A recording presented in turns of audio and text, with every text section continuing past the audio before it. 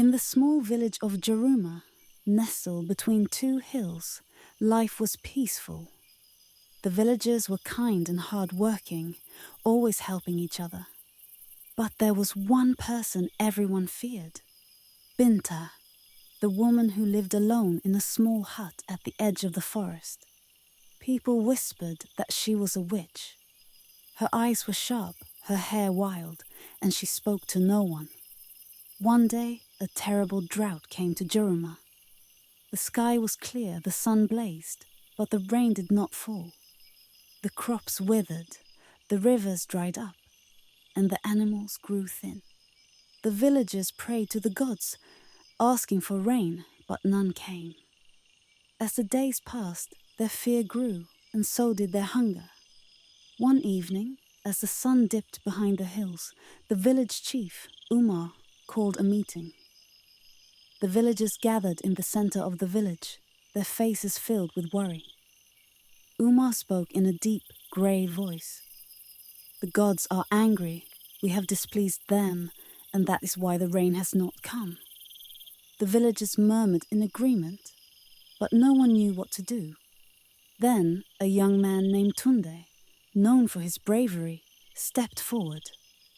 "It is Binta," he said, his voice trembling. "She is the reason for our suffering. She has cursed the village." Umar frowned. "How can you be sure?" he asked. Tunde explained that he had seen Binta in the forest, talking to strange shadows, her hands moving in strange ways. "She is casting spells," Tunde insisted. "She is a witch." The villagers gasped. They had always feared Binta, but now they were certain she was the cause of their misery. Umar sighed, knowing what must be done. "We must banish her," he said, his heart heavy. "We cannot let her bring more harm to Joruma." The villagers nodded in agreement, and the next morning they gathered outside Binta's hut. Umar stepped forward, his voice firm but sad. "Binta, you have been accused of witchcraft and of bringing this drought upon us. You must leave Joruma at once." Binta looked at the crowd, her eyes filled with sorrow.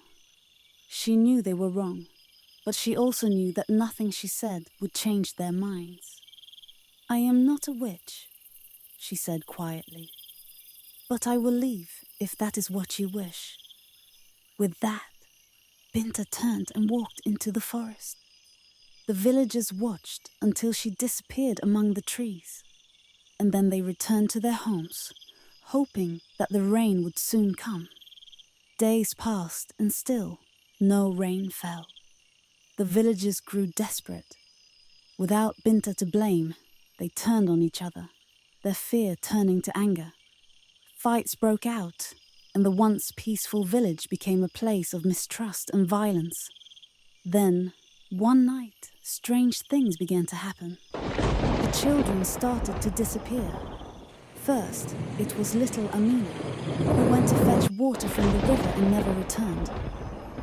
Then it was Kofi, who vanished while playing near the field. The villagers searched high and low, but the children were nowhere to be found. Fear gripped Jerrima like a cold hand. The villagers locked their doors at night and whispered of dark spirits that roamed the land. Some said it was Binta's revenge, that she had called upon evil forces to punish the village for banishing her.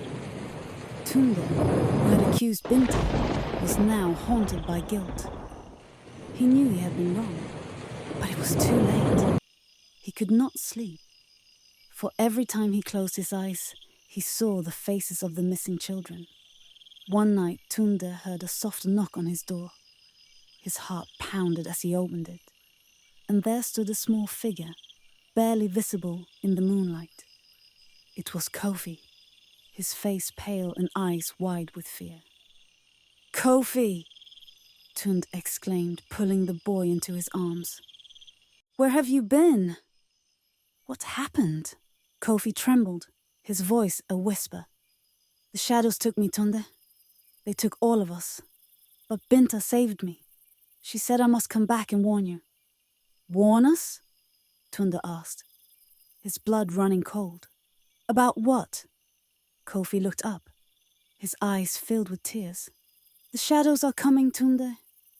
They're coming for all of us. Tunde's heart sank. He had to find Binta. He had to make things right before it was too late.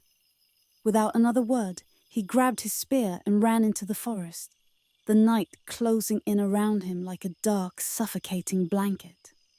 The forest was alive with strange noises. The trees whispered, and the shadows seemed to move on their own. Tunde pushed forward, his heart pounding in his chest. He had to find Binta. She was their only hope.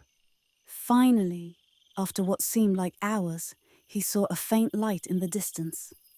It was coming from a small clearing where Binta sat by a fire. Her eyes closed as she chanted softly to herself. Tunde approached slowly, his footsteps barely making a sound on the soft earth. Binta, he called softly. Binta opened her eyes and looked at him. There was no anger in her gaze, only sadness. You should not be here, Tunde, she said. It is not safe.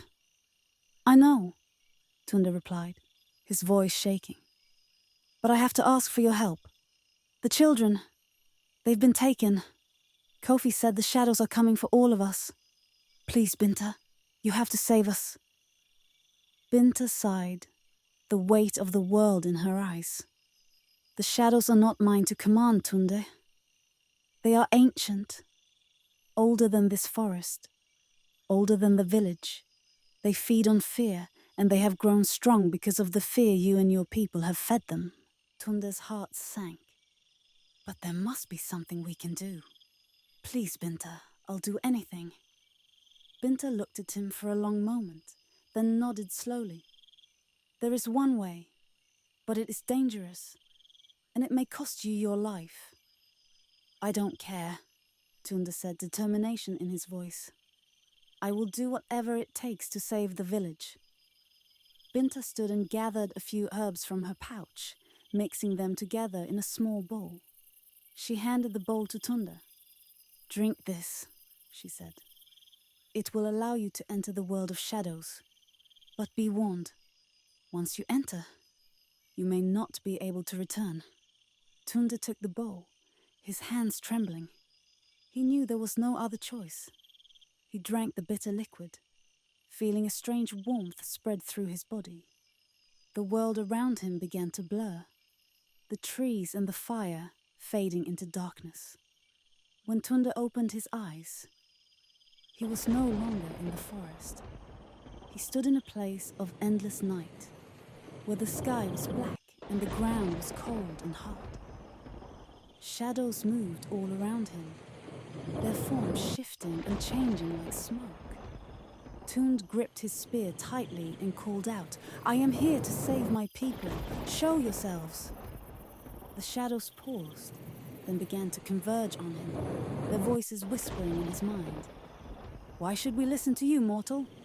They hissed. You are weak. You are afraid. I am not afraid, Tunde said, though his voice shook. I will fight you if I must. The shadows laughed, a sound that chilled Tunde to the bone. Fight us? You are nothing compared to our power. Tunde's heart raced, but he refused to back down. He knew he was risking everything, but he could not let his village be destroyed. I will fight you, he repeated, his voice growing stronger. And I will win. The shadows stopped laughing. They circled Tunde, their eyes glowing with an eerie light. Very well, they said. If you wish to fight, we will grant your wish. But know this, mortal, no one who has entered our world has ever returned. With that, the shadows attacked, their forms twisting and stretching as they lunged at Tunde. He swung his spear, the blade cutting through the darkness. But the shadows were too fast. They surrounded him, pulling him down, their cold hands grasping at his soul. Tunde fought with all his strength, but it was not enough. The shadows were too powerful, too many. He could feel them pulling him deeper into the darkness, and for a moment he thought he was lost. But then a light appeared. It was faint at first, but it grew brighter and brighter until it was blinding. The shadows recoiled, hissing in anger as the light drove them back. Tunde looked up and saw Binta standing there, her hands raised, the light pouring from her like a river of gold. "You will not have him," she said, her voice strong and clear. "You will not have any of them." The shadows screamed and fled, vanishing into the darkness. The light faded, and Tunde found himself back in the forest, lying on the ground, his body trembling. Binta knelt beside him, her face pale and exhausted. "It is done," she said, her voice barely above a whisper. "The shadows will not return." Tunde looked at her, his heart filled with gratitude and guilt.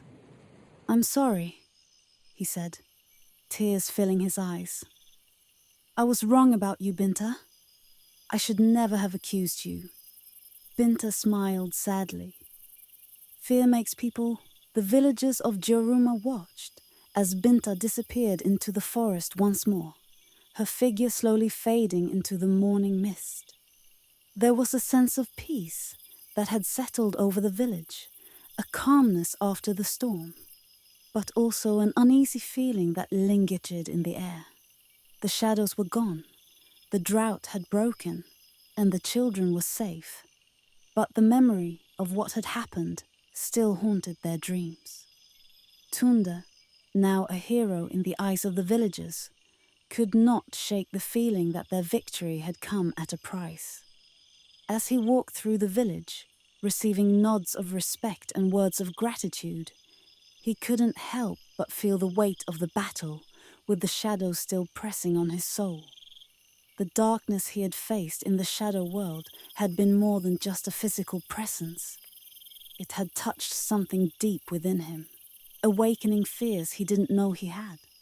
One evening, as the sun dipped below the horizon, Tunde sat by the river, lost in thought. The river, once dry, now flowed gently, its waters sparkling in the fading light. He should have felt at ease, but instead a sense of unease gnawed at him. The shadows might have been driven away, but he knew that they were still out there, lurking in the dark corners of the world.